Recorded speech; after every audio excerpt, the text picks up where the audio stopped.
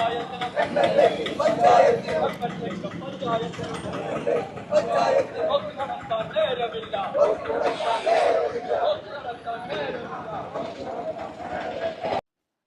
Back to my channel.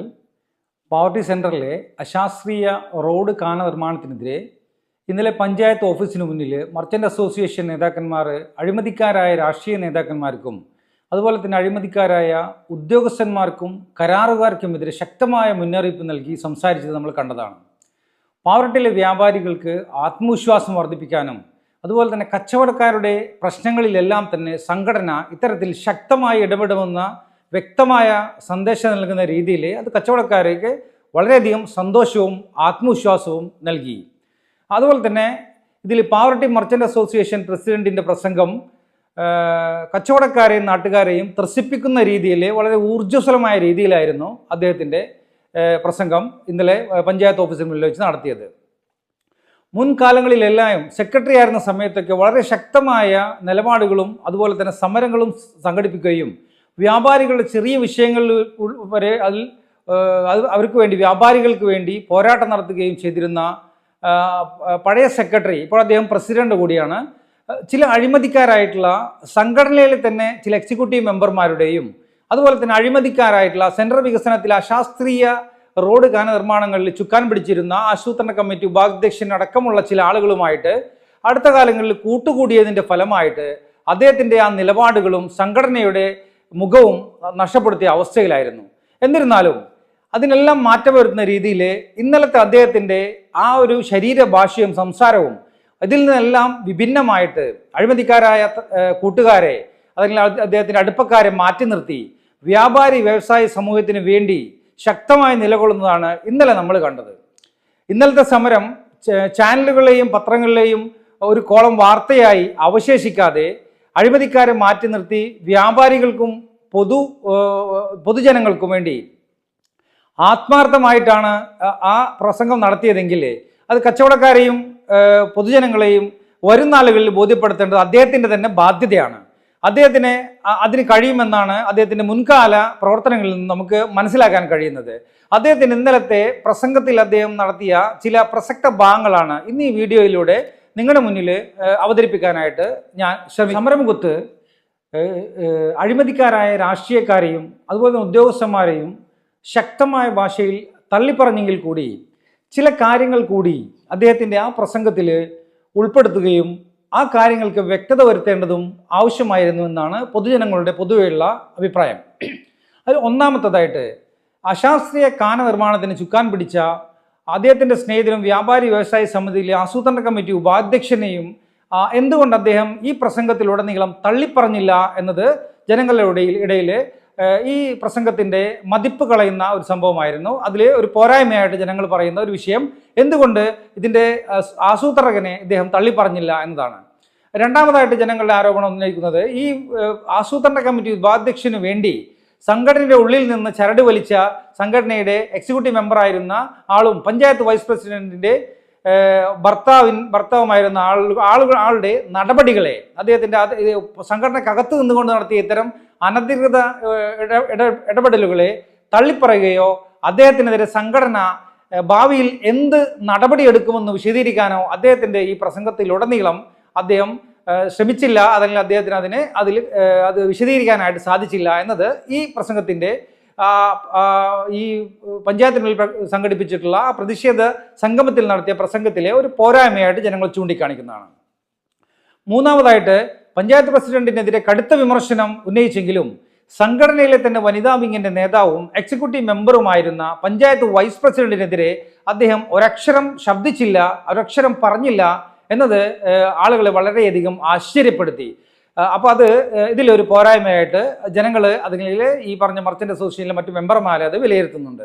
അതുപോലെ panchayat vice പ്രസിഡന്റിന്റെയും executive മെമ്പറായവരുടെ ഭർത്താവും പ്രതിഷേധ സമരത്തിൽ പങ്കെടുത്തില്ല എന്നത് എല്ലാ ജനങ്ങളും അത് കണ്ടതാണ്. പ്രസിഡന്റിനും അത് മനസ്സിലായിട്ടുണ്ടാവുമെന്ന് വിശ്വസിക്കുന്നു. പക്ഷേ ഇവർ ഈ പങ്കെടുക്കാത്തതിനെ സംബന്ധിച്ച് പ്രസംഗത്തിലുടനീളം അതിനെപ്പറ്റി യാതൊന്നും സംസാരിക്കാനും അദ്ദേഹം തയ്യാറായില്ല. മാത്രമല്ല ഈ വൈസ് പ്രസിഡന്റ് പഞ്ചായത്തിൽ വരികയോ വൈസ് പ്രസിഡന്റ് ഭർത്താവ് എക്സിക്യൂട്ടീവ് മെമ്പറായിട്ടുള്ള ആ മൊബൈൽ ഷോപ്പ് ഉടമ ഈ പ്രതിഷേധ സമരത്തിൽ പങ്കെടുക്കുകയോ ഉണ്ടായില്ല. അത് വളരെ ഒരു പോരായ്മയായിട്ട് ആളുകൾ എടുത്തു കാണിക്കുന്നുണ്ട്. അത് ആ പ്രസംഗത്തിൽ അവരുടെ ആ അസാന്നിധ്യം അത് ശ്രദ്ധയിൽപ്പെട്ടിട്ടുണ്ടെങ്കിൽ അത് വ്യക്തമായിട്ട് അതിൽ നിലപാട് ഈ പറഞ്ഞ സംഘടന നിലപാട് അറിയിക്കേണ്ടതായിരുന്നു. അതുപോലെ തന്നെ കയ്യേറ്റങ്ങൾ ഒഴിപ്പിക്കുന്ന കാര്യങ്ങളെല്ലാം പറഞ്ഞ കൂട്ടത്തിൽ 2006 അനധികൃതമായി പാവറട്ടി ആശുപത്രി അധികൃതർ നിർമ്മിച്ചതായി പറയപ്പെടുന്ന PW റോഡിലേക്ക് ഇറക്കി കെട്ടിയ മതിൽ പൊളിച്ചു കളയുന്നതുമായി സംബന്ധിച്ച് സംഘടനയുടെ ശക്തമായ നിലപാട് പറയാനുള്ളൊരു വേദിയായിരുന്നു ഇന്നലെ അവർക്ക് കിട്ടിയത്. പക്ഷേ സംഘടനയുടെ വിഷയങ്ങളും അതുപോലെ അഴിമതിക്കാർക്കെതിരെയും കയ്യേറ്റക്കാർക്കെതിരെയും ഘോരഘോരം പ്രസംഗിച്ച നമ്മുടെ സംഘടനയുടെ പ്രസിഡന്റ് ഇത്തരത്തിൽ ആ വിഷയത്തെപ്പറ്റി അവരുടെ ശക്തമായ നിലപാട് പറയാനായിട്ട് അദ്ദേഹത്തിന് സാധിച്ചില്ല എന്നത് ഈ പ്രസംഗത്തിലുടനീളം വന്നിട്ടുള്ള ഒരു പോരായ്മയായിട്ട് ആളുകൾ വിലയിരുത്തുന്നുണ്ട്. പിന്നീട് പുതുതായിട്ട് പള്ളിയുടെ ഉടമസ്ഥതയിൽ പണി കഴിപ്പിക്കുന്ന ബിൽഡിങ്ങിൽ ഒരു മതവിഭാഗത്തിന് മാത്രം, അത് പാവറട്ടിയുടെ ചരിത്രത്തിൽ ആദ്യത്തെ സംഭവമായിട്ടാണ് ജനങ്ങൾ വിലയിരുത്തുന്നത്, ഒരു മതവിഭാഗത്തിന് മാത്രം 10% ഇളവ് നൽകുന്നത് സംബന്ധിച്ച് വളരെയധികം വാർത്തകളെല്ലാം വന്നിരുന്നു. എന്നാൽ ഈ വിഷയവുമായി ബന്ധപ്പെട്ട് സംഘടനയുടെ ശക്തമായ നിലപാട് വ്യക്തമാക്കാൻ പറ്റിയ ഒരു വേദി കിട്ടിയിട്ടും അതിനെപ്പറ്റി ഒരു അക്ഷരവും സംസാരിക്കാതെ അതെല്ലാം മറച്ചു വെച്ച്, അല്ലെങ്കിൽ അത് മനഃപൂർവ്വം മറച്ചു വെച്ചതാണോ, അതിനെപ്പറ്റി നിലപാട് വ്യക്തമാക്കാൻ മറന്നതാണോ എന്നറിയില്ല. അത് വ്യക്തമാക്കാത്തതും ഈ സംസാരത്തിലുടനീളം വന്നിട്ടുള്ള ഒരു പോരായ്മകളിൽ നമുക്ക് ചൂണ്ടിക്കാണിക്കാവുന്നതായിട്ട് ജനങ്ങൾ വിലയിരുത്തുന്നുണ്ട്. അപ്പോൾ ഇത്തരം ചുരുക്കം ചില അപാകതകളെല്ലാം മാറ്റി നിർത്തിയാലേ അഴിമതിക്കാർക്കെതിരെ ഉജ്ജ്വലമായ വളരെ ശക്തമായ ഒരു പ്രഭാഷണമാണ് ഇന്നലെ അദ്ദേഹം നടത്തിയെന്ന കാര്യത്തിൽ യാതൊരു സംശയവുമില്ല.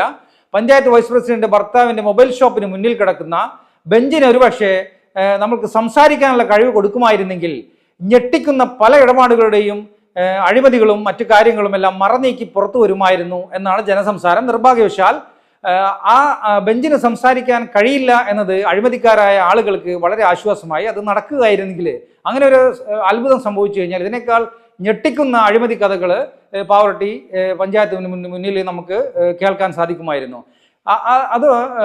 അതിനു കൂടാതെ ശക്തമായ നിലപാടുകൾ ഇത്തരത്തിലുള്ള ആളുകൾക്കെതിരെയും അതുപോലെ തന്നെ സംഘടനയിലെ ഉന്നതമായ സ്ഥാനത്തിരിക്കുന്ന അല്ലെങ്കിൽ എക്സിക്യൂട്ടീവ് മെമ്പർ സ്ഥാനത്തിരിക്കുന്ന ആളുകൾ അതിൽ ഉൾപ്പെടുമ്പോൾ അവർക്കെതിരെ ശക്തമായ നടപടികൾ എടുക്കുക, അത് ജനങ്ങളുടെ ഇടയിൽ അത് ബോധ്യപ്പെടുത്തേണ്ട ബാധ്യത കൂടി ഇത്തരത്തിൽ സംഘടന ഇതിൻ്റെ ഉള്ളിൽ നിന്നുകൊണ്ട് പ്രസിഡന്റിനും അതുപോലെ തന്നെ സെക്രട്ടറിക്കും മറ്റ് അധികാരികൾക്കും ഉണ്ട് എന്നത് അവരെ ഓർമ്മപ്പെടുത്തുന്നു.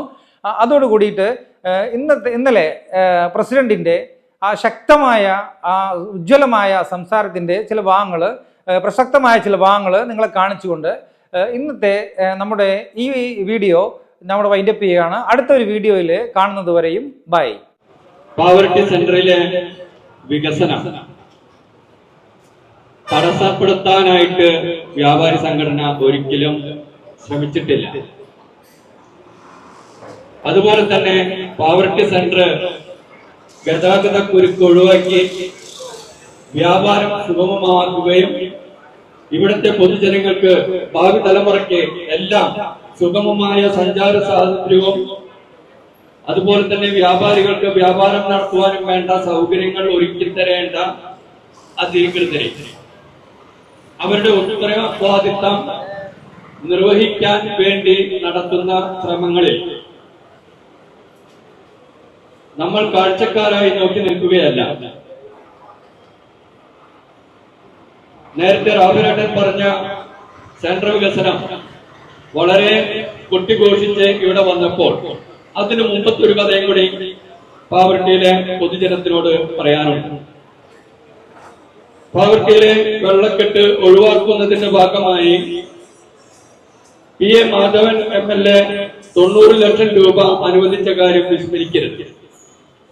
പല കാരണങ്ങളാല് അത് തടസ്സപ്പെട്ടു. പിന്നീട് വന്ന MLA മുരളീപെരുന്നള്ളി 2,76,00,000 രൂപ അനുവദിച്ചപ്പോൾ അതിന്റെ പ്രാഥമിക ചർച്ചയിൽ പോലും ഉദ്യോഗസ്ഥരും എന്നെ ശ്രമിക്കുന്ന പത്രമാധ്യമ സുഹൃത്തുക്കളും അടക്കമുള്ള വേദിയിൽ, പഞ്ചായത്ത് മെമ്പർമാരടക്കമുള്ള വേദിയിൽ ഈ സെന്റർ വികസനത്തിന്റെ വ്യാപാരികൾക്ക് മാത്രമല്ല പൊതുജനത്തിനും ബുദ്ധിമുട്ടുണ്ടാവുകയില്ലേ എന്നൊരു ചോദ്യം ചോദിച്ചതായ കാര്യം മറക്കരുത്. അന്ന് ഞങ്ങൾ എണിച്ചു നിന്ന് കൃത്യമായി ചോദിച്ചതാണ്. ഇതോടൊപ്പം പാവർട്ടി സെന്ററിലെ വെള്ളം സുഗമമായി ഒഴുകിപ്പോകാനുള്ള സൗകര്യം ഏർപ്പെടുത്താതെ സെന്റർ വികസനം നടത്തിയാൽ കൂടുതൽ അപകടകരമാവില്ലേ എന്ന് കൃത്യമായി ചോദിച്ചിട്ടുണ്ട്. അവിടെ ചോദിക്കാതിരുന്നിട്ടില്ല. പക്ഷേ സെന്റർ വികസനത്തിന്റെ പ്രവർത്തികൾ ആരംഭിക്കുമ്പോൾ വ്യാപാരികള് എന്തിനും തടസ്സം സൃഷ്ടിക്കുന്നു എന്ന രീതിയിൽ കൊണ്ടുവരാനല്ല ഞങ്ങൾ ശ്രമിച്ചത്. എല്ലാം പരിഹരിക്കാം, നമ്മുടെ ഇപ്പോഴത്തെ ഗവൺമെന്റ് പറയുന്ന പോലെ എല്ലാം ശരിയാക്കാം. പക്ഷെ ഈ ശരിയാക്കല് ഏകദേശം വ്യാപാരികളെയും പൊതുസമൂഹത്തെയും വെള്ളത്തിൽ മുക്കി ശ്വാസം മുട്ടിച്ച് കൊല്ലുവാനായിട്ടാണ് ഇവിടുത്തെ ഭരണവർഗം ശ്രമിച്ചുകൊണ്ടിരിക്കുന്നത്. ഇവിടെ സെൻട്രൽ വികസനം പറയുമ്പോൾ ശാസ്ത്രീയമായ പഠനം നടത്തിയിട്ടുണ്ടോ? ശാസ്ത്രീയമായ പഠനങ്ങൾ നടത്തേണ്ടത് ആരാണ്? പാവർട്ടി മർച്ചന്റ് അസോസിയേഷൻ പ്രസിഡന്റാണോ? അങ്ങനെ ഒരു കഴിവ് പാവർട്ടി മർച്ചന്റ് അസോസിയേഷൻ പ്രസിഡന്റ് അത്രമാത്രം എഞ്ചിനീയറിംഗ് വൈഭവമുള്ള ആളല്ല. അങ്ങനെയുള്ള വൈഭവമുള്ള ആളാണെങ്കിൽ പാവർട്ടി പഞ്ചായത്തിലെ ഉദ്യോഗസ്ഥരും PWDയും ആ സ്ഥാനങ്ങളിൽ ഇരിക്കില്ല. കാരണം ഇതിന് കൃത്യമായ മറുപടി കൊടുക്കാൻ പാവർട്ടിയിലെ പഞ്ചായത്ത് പ്രസിഡന്റിനും PWD ഉദ്യോഗസ്ഥർക്കും ബാധ്യതയില്ലേ? അത് മറുപടി പറയുന്നത് വരെ പാവർട്ടിയിലെ വ്യാപാരികളും പൊതുജനങ്ങളും മിണ്ടാതിരിക്കില്ല. ഇതിന് കണക്ക് ചോദിച്ചിട്ട് വ്യാപാരികൾ പിന്മാറുകയുള്ളൂ. കോടതിയാണെങ്കിലും പൊതുസമൂഹത്തിന്റെ മുന്നിലായാലും കൃത്യമായ മറുപടി പറയാൻ പാവർട്ടിയിലെ വ്യാപാരികള് ഈ പഞ്ചായത്തും PWD ഉദ്യോഗസ്ഥരോട് മറുപടി പറഞ്ഞിട്ട് വ്യാപാരികൾ അടങ്ങിയിരിക്കുകയുള്ളൂ. അത് ഒരിക്കൽ കൂടി പറയുകയാണ്. വ്യാപാരികൾ വികസനത്തിനെതിരെല്ലെന്ന് വളരെ വ്യക്തമായി പറയുമ്പോഴും പൊതു വിഷയങ്ങളിലെ ഇടപെടുമ്പോഴും നമുക്കറിയാം പഞ്ചായത്തിന്റെ ഏതെല്ലാം സ്ഥലങ്ങളിൽ പോലും നമുക്ക് വികസനത്തിന് വേണ്ടി ആശ്രയിക്കുന്നു. ചുരുക്കി പറയട്ടെ, ഞാൻ ഇവിടെ കിടക്കുന്ന സ്ലാബുകള്, ഇവിടുന്ന് കുറെ സ്ലാബുകൾ എടുത്തുകൊണ്ട് പോയി. ആ സ്ലാബുകള് ഈ പരിസരത്തെങ്ങാനും നിങ്ങൾ എവിടെയെങ്കിലും കാണുന്നുണ്ടോ? കാണുന്നില്ല. അത് ഇവിടെ വിദ്യാർത്ഥികള് വഴികൂടെ പോകുമ്പോ വീഴാതിരിക്കാനുള്ള സംവിധാനം ഉണ്ടാക്കിക്കൂടെ? ഇല്ല, മാർഗമില്ല. ഇതൊക്കെ ദീർഘവീക്ഷണമില്ലാത്ത പ്രവർത്തനങ്ങൾ. അതിലെ ആഴവും അതിലെ വീതിയും നിശ്ചയിക്കേണ്ട ഉദ്യോഗസ്ഥരെ കൊണ്ട് പറഞ്ഞു ചെയ്യിപ്പിക്കേണ്ടത് പഞ്ചായത്ത് പ്രസിഡന്റ് അല്ലേ, അല്ലാണ്ട് വ്യാപാരി പ്രസിഡന്റ് ആണോ? പാവർട്ടി പഞ്ചായത്ത് ലൈസൻസ് എടുക്കുകയും നമ്മുടെ ടാക്സ് മേടിക്കുകയും തൊഴിൽ കരം മേടിച്ചിട്ടും കുത്തിയിരിക്കാനുള്ള കസാരയല്ല ഇവിടെ പണിതിട്ടുള്ളത്. ഈ വ്യാപാരികളുടെ കടകളിലേക്ക് വെള്ളം കയറുമ്പോ പഞ്ചായത്ത് പ്രസിഡന്റ് അങ്ങനെ ഞങ്ങള് ആദ്യത്തെ വെള്ളപ്പൊക്കത്തില് ഗൾഫിലേക്ക് പോകുന്നതിന് മുമ്പുള്ള വെള്ളപ്പൊക്കത്തില് വ്യാപാരികളുടെ കടകൾ സന്ദർശിച്ചു പോയപ്പോ നിങ്ങളോട് പറഞ്ഞത് വ്യാപാരികളുടെ കടകളിൽ വെള്ളം കയറുന്നു, ചൂണ്ടയിട്ട് നടക്കേണ്ട ഗതികേടാണ് എന്ന് പറഞ്ഞത് നിങ്ങൾ മറന്നോ? വ്യാപാരികളുടെ പ്രശ്നങ്ങൾ ഉണ്ടെങ്കിൽ ഒരു ഉദ്യോഗസ്ഥൻ ഫോൺ എടുക്കണില്ല, ദിവസങ്ങളോളം വിളിച്ചിട്ടും ഫോൺ എടുക്കുന്നില്ല. അങ്ങനെയുള്ള ഉദ്യോഗസ്ഥനെ പഞ്ചായത്തിനെ കൊണ്ടുവന്ന് പറയിപ്പിക്കാൻ, മീറ്റിംഗ് വിളിപ്പിക്കാൻ, നടപടി നടത്തിക്കാൻ MLA ആയാലും PWD ഇപ്പൊ പറയുന്ന പഞ്ചായത്ത് പ്രസിഡന്റിന്റെ ഒരു വാദം, ഇത് PWDയുടെ ഫണ്ടാണ്, ഞങ്ങൾക്കൊരു കാര്യങ്ങളും ഇടപെടേണ്ട കാര്യമില്ല.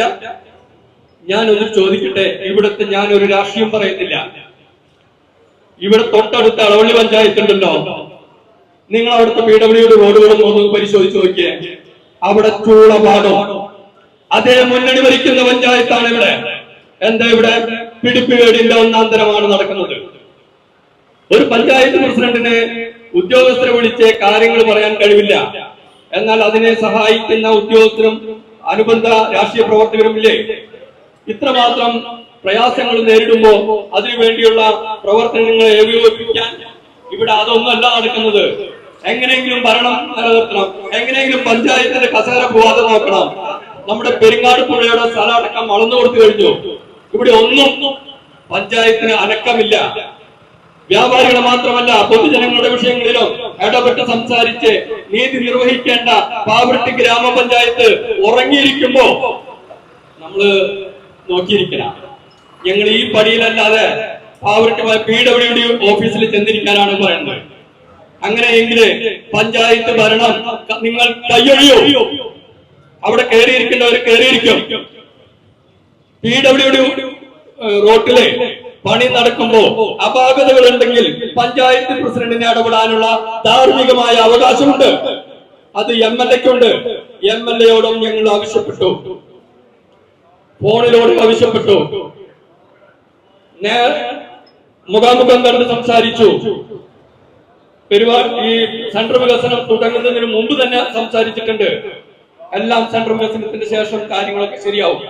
ഇപ്പൊ ശരിയായി. MLA-ക്കും അത് ഉത്തരവാദിത്വം നിന്ന് ഒഴിഞ്ഞു മാറാൻ സാധിക്കില്ല. PWD ഉദ്യോഗസ്ഥരായ സജുത്വം, അതുപോലെ ഒരു നളിനി എന്നൊരു മാഡം ഉണ്ടായിരുന്നു. അവരെല്ലാം നമ്മളുടെ ആശങ്കകൾ പറഞ്ഞപ്പോ എല്ലാം ശരിയാവുമെന്നാണ് പറഞ്ഞത്. ഈ സെൻട്രൽ വികസനത്തിന്റെ കാനയുടെ വീതി നിങ്ങൾ കുറച്ചു എന്ന് നമ്മൾ പറഞ്ഞപ്പോ ഇല്ല, കുറച്ചിട്ടില്ല. ആഴം നിങ്ങൾ കുറച്ചിട്ടില്ല. ഞാൻ വെല്ലുവിളിച്ചു പറഞ്ഞു, നിങ്ങൾ കുറച്ചിട്ടുണ്ട്. അതിനെ കൃത്യമായ ഒരു തെളിവ് കൂടി ഞാൻ പറയാൻ തയ്യാറാണ്. സാധു എന്റെ കടയുടെ മുൻവശത്ത് ഇപ്പോഴും പൊളിക്കാത്ത കാനയുണ്ട്. നിങ്ങൾ അതിന്റെ ആഴവും നോക്കുക.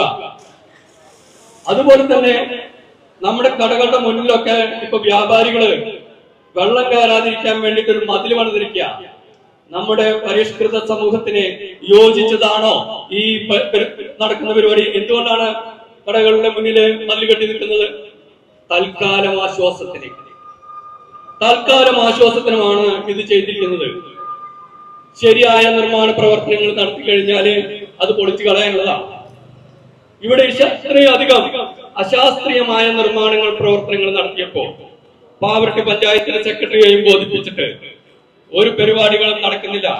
ഇവിടെ വെള്ളക്കെട്ടാക്കി മാറ്റിയപ്പോൾ വെള്ളം പ്രത്യേകമായി ഒഴുകിപ്പോണ്ട സ്ഥലങ്ങളിലെ അവരുടെ നിയമ അധികാരങ്ങൾ ഉപയോഗിച്ച് വളരെ വീതി കുറഞ്ഞ മുൻകാലങ്ങളിൽ ഉണ്ടായിരുന്ന വീതി ഉള്ള തോടുകൾ വീതി കുറഞ്ഞ് ഇപ്പോൾ നിൽക്കുന്നുണ്ടെങ്കിൽ അത് വീതി കൂട്ടി വെള്ളം എത്രയും പെട്ടെന്ന് ഒഴുകി പോകാനുള്ള സൗകര്യം കാര്യങ്ങൾ എമർജൻസി ആയി ചെയ്യേണ്ട കാര്യങ്ങൾ നടത്തേണ്ട സ്ഥലത്ത് ഇപ്പോഴും ഉറങ്ങിയിരിക്കുക.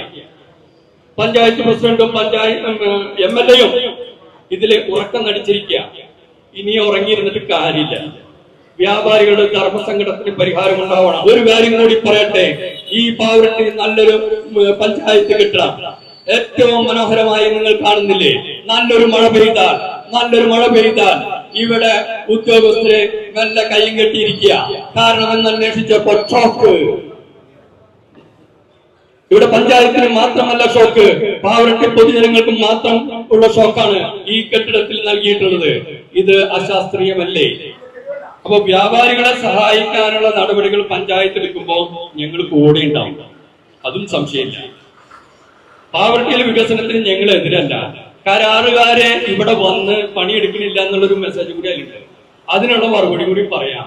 ഇവിടെ കരാറുകാർ വരുന്നില്ലെങ്കിൽ അതിന്റെ ഉത്തരവാദിത്തം പഞ്ചായത്ത് ഭരിക്കുന്ന ഉദ്യോഗസ്ഥർക്കും പഞ്ചായത്ത് മെമ്പർമാരും. നിങ്ങൾ ചോദിക്കുന്നത് കുറവ് ചോദിച്ചാൽ ഇവിടെ കരാറുകാർ വരും. നിങ്ങൾ ചോദിക്കുന്നത് കുറവ് ചോദിച്ചാൽ മതി. അതാണ് അതിനുള്ള മറുപടി. മറ്റുള്ള പഞ്ചായത്തുകളിലെല്ലാം ഇവിടെ കരാറുകാർ വന്ന് പണിയെടുക്കുന്നുണ്ടല്ലോ. അപ്പൊ കരാറുകാർക്ക് ലാഭം കൊയ്യാവുന്ന രീതിയിലുള്ള പ്രവർത്തികൾക്ക് ചെയ്യുകയും കൂടുതൽ എമൗണ്ട് ആവശ്യപ്പെടുകയും ചെയ്ത് അങ്ങനെ ഉണ്ടാവും. അത്തരത്തിലുള്ള വിഷയങ്ങളിൽ ഇടപെടേണ്ട സമയത്ത് ഇടപെടാത്ത രാഷ്ട്രീയ പ്രവർത്തകർക്കുമുള്ള ഒരു മറുപടിയാണിത്. അവരും ഇതിൽ കൃത്യമായ ഇടപെടലുകൾ നടത്തി വേണം പാവറട്ടിയെ ആക്കാനായിട്ട് ശ്രമിക്കേണ്ടത്. അല്ലാണ്ട് വ്യാപാരികളെ കുറ്റം പറഞ്ഞിട്ടോ പൊതുസമൂഹത്തെ എന്തൊരും കുറ്റം പറഞ്ഞിട്ടോ പൊതുസമ്പത്ത് അന്യാധീനപ്പെടുത്തുമ്പോ കയ്യും കെട്ടി നിൽക്കുന്ന പഞ്ചായത്തും MLA-യും മാത്രമല്ല, അതിനെ തിരുത്തിക്കേണ്ടത് ഇവിടുത്തെ ഉത്തരവാദിത്തപ്പെട്ട രാഷ്ട്രീയ പ്രവർത്തകരാണ്. അത് കൃത്യമായി നടപ്പിലാക്കാൻ ഉദ്യോഗസ്ഥരും നമ്മുടെ നാട്ടിലെ രാഷ്ട്രീയ പ്രവർത്തകരും ഉണർന്ന് പ്രവർത്തിക്കണമെന്നും അഭ്യർത്ഥിച്ചുകൊണ്ട് എന്റെ വാക്കുകൾ ഉപസംഹരിക്കുകയാണ്.